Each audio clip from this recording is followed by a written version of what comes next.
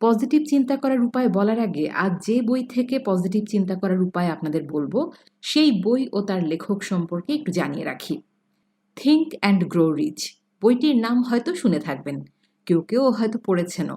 Self development বইয়ের জগতে এটি একটি ক্লাসিক। বইটির লেখক নেপোলিয়ন হিল। আজকাল যত সেলফ ডেভেলপমেন্টের বেস্ট সেলার বই বের হচ্ছে সেগুলো কোনো না কোনো দিক দিয়ে নেপোলিয়ন হিলের থিঙ্ক অ্যান্ড গ্রো রিচ এবং ডেল কার্নেগির how to win friends and influence people এই দুইটি বইয়ের প্রভাবে প্রভাবিত। এই দুটি বই মূলত এই ধারার সবচেয়ে বড় classic. Think and grow rich এতই জনপ্রিয় যে নেপোলিয়ন হিল যে আরও আত্ম উন্নয়নমূলক ক্লাসিক লিখেছেন তা অনেকে জানেনই না। তার তেমনই একটি ক্লাসিক হলো success through a positive mental attitude.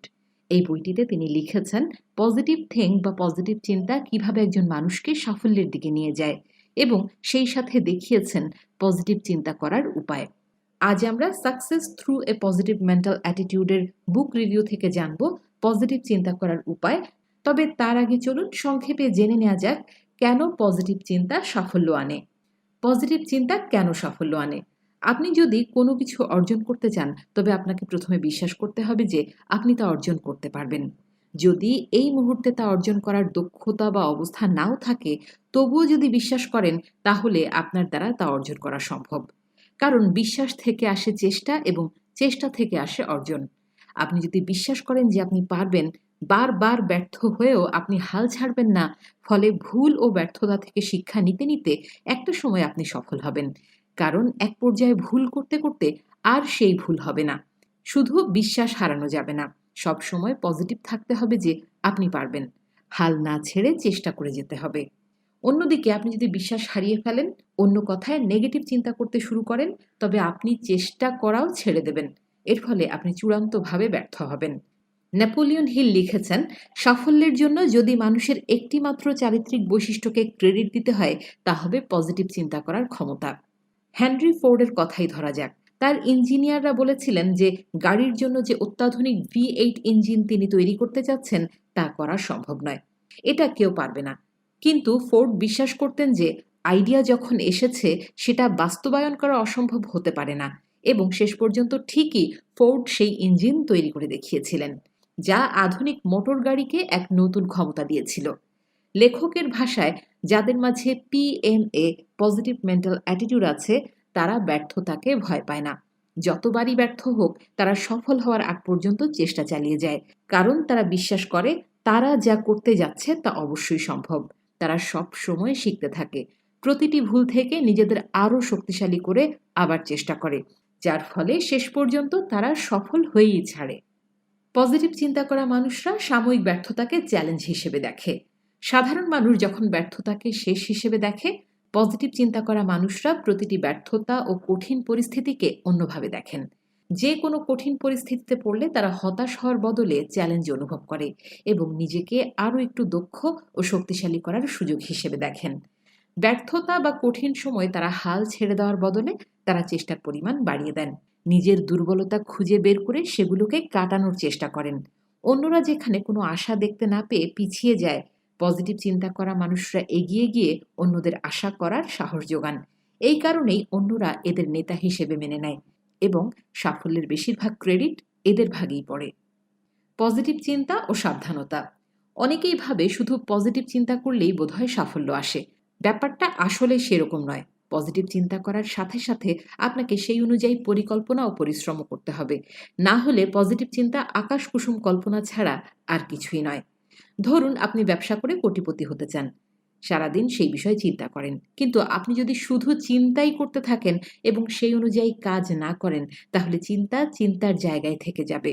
Positive চিন্তা করার পাশাপাশি আপনাকে অবশ্যই সেই অনুযায়ী পরিকল্পনা করতে হবে এবং সেই অনুযায়ী কাজ করতে হবে। না হলে একটা সময় যখন আপনার আশা পূরণ হবে না, তখন আপনার মাথায় নেগেটিভ চিন্তা ভর করবে এবং অবশেষে হাল ছেড়ে দেবেন, এবং হাল ছাড়া মানেই ব্যর্থতা। একবারে সাফল্য পাওয়া যায় না, বেশিরভাগ সময়ই বড় সাফল্যের পথ হয় কঠিন। বারবার ব্যর্থ হতে হতে অবশেষে সাফল্য ধরা দেয়। আর সেই ব্যর্থতাগুলো পার হয়ে চূড়ান্ত সফলতা পেতে আপনার সবচেয়ে বড় শক্তি হতে পারে পজিটিভ চিন্তা বা পজিটিভ থিঙ্কিং। কাজেই পজিটিভ চিন্তা করার সঠিক উপায় ও পদ্ধতি আপনাকে জানতে হবে। আর নেপোলিয়ন সাহেব খুব সুন্দর করে সহজ ভাষায় সেই উপায় বর্ণনা করেছেন তার success through a positive mental attitude বইতে। চলুন সেই বইয়ের আলোকেই আজকে জেনে নেওয়া যাক পজিটিভ চিন্তা করার সঠিক উপায়গুলো। পজিটিভ চিন্তা করার উপায়: চোখ কান খোলা রাখতে হবে। আমরা অনেকেই সচেতনভাবে চলি না। আমাদের সাথে প্রতিদিন ঘটা ঘটনা ও চারপাশের পরিবেশ নিয়ে গভীরভাবে চিন্তা করি না, অথবা চিন্তা করলেও সেসবের নেগেটিভ বা নেতিবাচক বিষয়গুলোই বেশি চোখে পড়ে। বেশিরভাগ সময় আমরা শুধু সমস্যার দিকে তাকাই, কিন্তু যারা পজিটিভ চিন্তার মাধ্যমে সফল হন তারা সমস্যার ভেতর থেকে সুযোগ খুঁজে নেন। আপনি যদি আপনার আশপাশে কোনো সমস্যা দেখেন এবং অন্য সবার মতো সেই সমস্যা নিয়ে অভিযোগ করেন, তবে আপনিও বেশিরভাগ মানুষের মতো নেগেটিভ দিকেই বেশি ফোকাস করেন। কিন্তু মানব সভ্যতার প্রথম থেকে শুরু করে আজ পর্যন্ত যারা সফল হয়েছেন তারা এই সব সমস্যার দিকে অন্যভাবে তাকিয়েছেন। তারা সেই সব সমস্যাকে নিজের যোগ্যতা দেখানোর একটা সুযোগ হিসেবে দেখেছেন। তারা চোখ কান খোলা রেখে একটি সমস্যার গভীরে যেতে চেয়েছেন এবং সেই সমস্যার সমাধান করে সফল হয়েছেন। জীবনে সবাই বড় কিছু করতে চায়, কেউই নিচে পড়ে থাকতে চায় না। কিন্তু বড় হওয়ার লক্ষ্য ঠিক করা আর পজিটিভ চিন্তা করা এক কথা নয়। আপনি যদি প্রতিটি জিনিসের নেতিবাচক ও ক্ষতিকর দিকগুলো দেখা ও শোনার পাশাপাশি তার পজিটিভ দিকগুলো দেখার চেষ্টা করেন, অথবা সমস্যার সমাধান নিয়ে ভাবেন, তবে আপনার সফল হওয়ার সম্ভাবনা অন্যদের চেয়ে বেড়ে যাবে। অন্যরা যেখানে শুধুই নেতিবাচকতা দেখবে, আপনি সেখানে সুযোগ দেখতে পাবেন। তাই প্রতিটি ব্যাপারে সব সময় চোখ কান খোলা রাখুন এবং সবকিছু নিয়ে একপেশে চিন্তা না করে বিভিন্ন দিক থেকে ভেবে দেখুন। তাহলেই দেখবেন সবকিছুর মধ্যেই আপনি পজিটিভ কিছু করার সুযোগ দেখতে পাবেন। হয়তো আপনার আশপাশের সবচেয়ে বড় সমস্যার মধ্যেই আপনার লক্ষ্য পূরণের উপাদান রয়েছে। লক্ষ্যগুলো লিখে রাখুন, সময়সীমা ঠিক করুন এবং বড় লক্ষ্যকে ছোট ছোট লক্ষ্যে ভাগ করুন। শুধুমাত্র নেপোলিয়ন হিলই নন, প্রায় সব সেলফ ডেভেলপমেন্ট এক্সপার্টই এই পরামর্শগুলো দেন।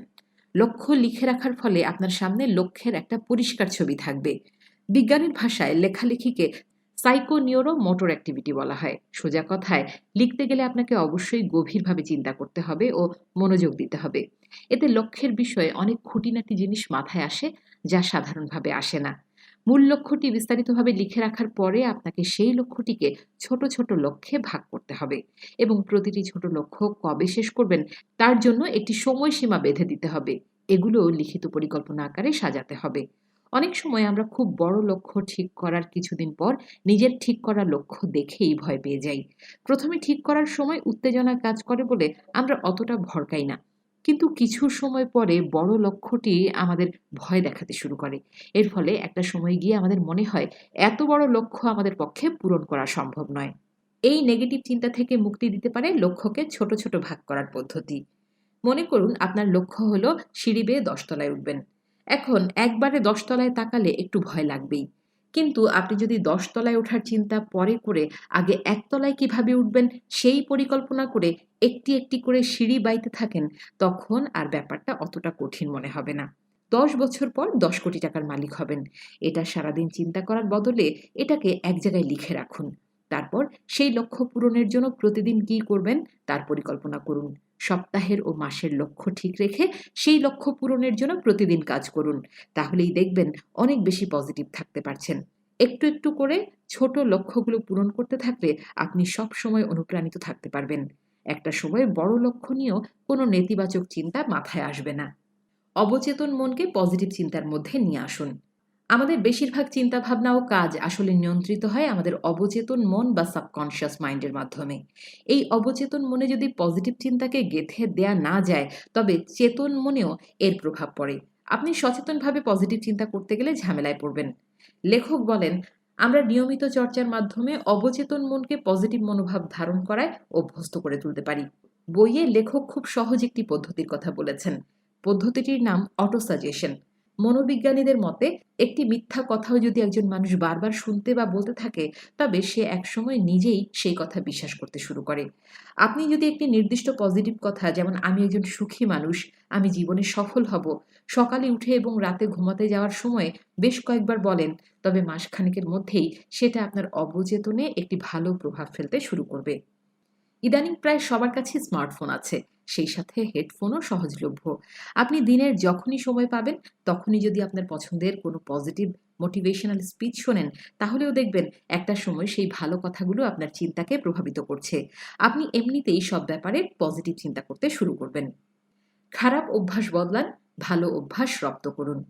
জানলে হয়তো অবাক হবেন, প্রতিদিন সকালে উঠে প্রথমেই নিজের বিছানা নিজে গোছালে আপনার দিন অনেক বেশি ভালো যাবে। আপনার অভ্যাস যদি হয় সকালে উঠে বিছানা আগোছালো রাখা অথবা অন্য কাউকে দিয়ে গোছানো, তবে এই অভ্যাসটি বদলে প্রতিদিন ঘুম থেকে উঠে নিজের বিছানা নিজে গোছালে দিনের শুরুতেই আপনার মাঝে একটা পজিটিভ ভাব তৈরি হবে। কারণ যত ছোটই হোক, আপনি সকালে উঠেই একটি দরকারি কাজ করেছেন। গোছানো বিছানার দিকে তাকালেই আপনার মন ভালো হয়ে যাবে। বিশ্বাস না হলে পরীক্ষা করে দেখতে পারেন। আপনি নিজেই বুঝবেন। অভ্যাস পরিবর্তন করা আসলে খুব একটা কঠিন নয়। ইচ্ছাশক্তিকে কাজে লাগালে যে কোনো বাজে অভ্যাস পরিবর্তন করা যায়। প্রতিদিন খুব ভোরে উঠে একটু মেডিটেশন বা শরীরচর্চা করার অভ্যাস করুন। দেখবেন অন্যান্য দিনের চেয়ে আপনার মন অনেক বেশি ভালো থাকছে। হাল না ছেড়ে ভুলগুলো খুঁজে বের করার চেষ্টা করুন। পজিটিভ চিন্তা করার ক্ষমতা যাদের আছে, তারা আসলে সবকিছুকে অন্যভাবে দেখেন। দৃষ্টিভঙ্গি বদলালে জীবন বদলে যাবে, এই কথাটি নিশ্চয়ই একবার হলেও শুনেছেন। যারা সবসময় পজিটিভ দৃষ্টিভঙ্গিতে সবকিছু দেখেন, তারা কখনো হাল ছাড়েন না। কোনো কিছুতে ব্যর্থ হলে তারা অন্যের ঘাড়ে দোষ না চাপিয়ে এবং কাজ করা না থামিয়ে সমস্যার আসল কারণ খুঁজে বের করার চেষ্টা করেন। আপনি যে সমস্যায় পড়েন না কেন, সেখানে কোনো একটা ভুল হয়েছে। আপনি যদি অন্যের উপর বা পরিস্থিতির উপর দোষ চাপাতে চেষ্টা করেন অথবা হাল ছেড়ে দেন, তাহলে আপনি ব্যর্থ হবেন। তার বদলে যদি পজিটিভ মনোভাব রাখেন, অর্থাৎ সমস্যাটিকে নিজের উন্নতির আরও একটি সুযোগ হিসেবে দেখেন, তাহলেই দেখবেন চেষ্টার মাধ্যমে আপনি আপনার সমস্যার সমাধান করে ফেলেছেন। সমস্যা যত কঠিনই হোক, হাল ছাড়বেন না। বিশ্বাস রাখুন যে চেষ্টা করলে আপনি পারবেন। এটাই আসলে পজিটিভ চিন্তা করার সেরা উপায়।